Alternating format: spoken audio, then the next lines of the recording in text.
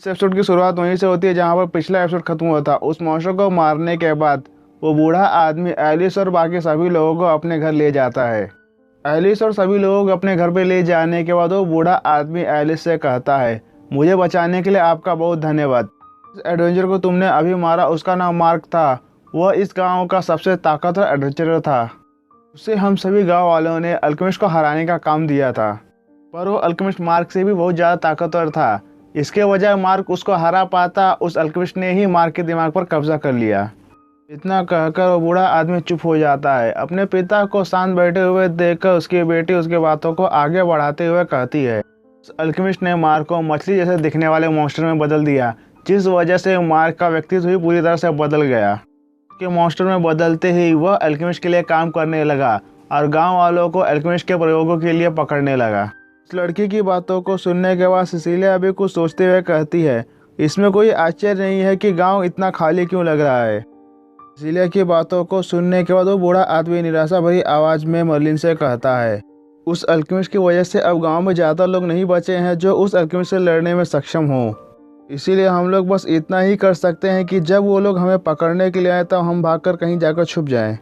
उस बूढ़े आदमी की बातों को सुनने के बाद एलिस को भी बहुत गुस्सा आता है और गुस्से में अपने दांत पीसते हुए कहती है, ऐसे लोगों को तो बिल्कुल भी माफ़ नहीं करना चाहिए, इन लोगों को सड़क पर खड़ा करके गोली मार देनी चाहिए। और वहीं दूसरी तरफ मर्लिन एकदम शांत होता है और शांति से कहता है, तुम्हारी बातों को तो सुनने से ऐसा लग रहा है कि अल्केमिस्ट न केवल आपके रूप को बदलते हैं बल्कि वो आपके व्यक्तित्व को भी बदल देते हैं। अभी मर्लिन ये सही बातें कही रहा होता है कि तभी सिसिलिया एकदम जोश भरी आवाज़ में मर्लिन से कहती है, लॉर्ड मर्लिन, ऐसा लगता है कि जॉनसन ने अभी तक यह काम पूरा नहीं किया है, तो क्यों ना हम उसके आने से पहले इस मिशन को पूरा कर दे।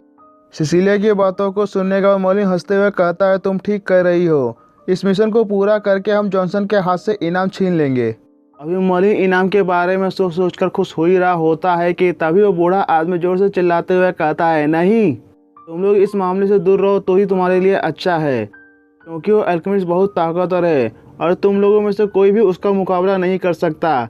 हमने पहले ही एक मिथिल रैंक के एडवेंचरर को इस मामले को सुलझाने का काम सौंप दिया, हमें बस उसके लौटने का इंतज़ार करना होगा। उस बूढ़े आदमी की बातों को सुनने के बाद मर्लिन बहुत ही कैजुअली कहता है, क्या तुम उस एडवेंचर की करंट स्टेटस जानते हो। मर्लिन की बातों को सुनने के बाद वो बूढ़ा आदमी एलिस से कहता है, अब इस बात से कोई फ़र्क नहीं पड़ता, आपने मेरी जान बचाई है। मैं यहाँ पर बैठकर आप लोगों को मौत के मुंह में जाते हुए नहीं देख सकता। जहाँ एक तरफ सभी लोग घर के अंदर बैठकर बात कर रहे होते हैं, वहीं दूसरी तरफ काइल घर के ऊपर खड़े होकर पहरा दे रहा होता है। काइल अभी पहरा दे ही रहा होता है कि तभी वो देखता है कि बहुत सारे मॉन्स्टर चीखते चिल्लाते हुए उनकी तरफ आ रहे होते। उन सभी मॉन्स्टर को अपनी तरफ आते हुए देखकर काइल सावधान हो जाता है। मॉन्स्टर के घुर्राने की आवाज़ घर के अंदर तक सुनाई देती है। उन मॉन्स्टर की आवाज़ों को सुनने के बाद सभी लोग सावधान हो जाते हैं। उन मॉन्स्टर की आवाज़ को सुनने के बाद एलिस कहती है, ये कैसी आवाज़ है। इस पर मर्लिन उस बूढ़े आदमी से कहता है, क्या आप लोग गांव में जादुई जानवरों को पालते हैं। उन अल्केमिस्ट बिस्टों की आवाज़ों को सुनने के बाद वो बूढ़ा आदमी घबराते हुए जोर से चिल्लाकर कहता है, अल्केमिस्ट बिस्ट यहाँ गाँव में आ चुके हैं। वे लोग केवल मार्क ही आज्ञा का पालन करते थे, पर लेकिन मार्क अब मर चुका है। अब उन लोगों को रोकने वाला कोई भी नहीं है। अभी ये सभी लोग बात कर ही रहे होते हैं कि तभी वो अल्केमिस्ट बिस्ट सभी गांव वालों पर हमला कर देते हैं। सभी अल्केमिस्ट बिस्ट दो सिर वाले किसी भेड़िए की तरह दिख रहे होते हैं। उन अल्केमिस्ट बिस्टों को गाँव वालों पर हमला करते हुए देखकर काइल उन अल्केमिस्ट बिस्टों पर अटैक कर देता है। अभी काइल उन सभी अल्केमिस्ट बिस्ट से लड़ ही रहा होता है कि तभी एलिस भी वहां आते हुए काइल से पूछती है, काइल सिचुएशन कैसी है। एलिस की बातों को सुनने के बाद काइल एलिस को सावधान करते हुए कहता है, जितने अल्केमिस्ट बिस्टों ने गांव पर अटैक किया है ये लोग तो उनमें से कुछ ही हैं। काइल की बातों को सुनने के बाद एलिस उससे कहती है, फिर भी हम इन मॉन्स्टर्स को गाँव वालों पर हमला करने नहीं दे सकते। एलिस के इतना कहते ही एलिस अपने आइस मैजिक के अटैक से उन सभी अल्केमिस्ट बिस्टों को मारना चालू कर देती है। एलिस की बातों को सुनने के बाद सिसिलिया और काइल भी उन अल्केमिस्ट बिस्टों को मारना चालू कर देते हैं। वहीं दूसरी तरफ मर्लिन एक अल्केमिस्ट बिस्ट की लाश को बड़ी ध्यान से देख रहा होता है। मर्लिन को यूं चुपचाप खड़ा हुआ देखकर वो बूढ़ा आदमी मर्लिन से कहता है, क्या तुम उन लोगों की मदद करने के लिए नहीं जाओगे। उस बूढ़े आदमी की बातों को सुनने के बाद मर्लिन हंसते हुए उससे कहता है, उन लोगों को मेरी मदद की कोई ज़रूरत नहीं है, वो लोग इन अल्केमिस्ट बिस्ट को अकेले ही संभाल सकते हैं। मर्लिन की बातों को सुनने के बाद वो बूढ़ा आदमी मन ही मन कहता है, ये तो बहुत डरपोक है। उस बूढ़े आदमी से बात करने के बाद मर्लिन मन ही मन सोचते हुए कहता है, एस्मोडियस ने भी तो मुझे इन अल्केमिस्ट बीस्टों के बारे में बताया था, ये लोग तो बहुत कमज़ोर लग रहे हैं।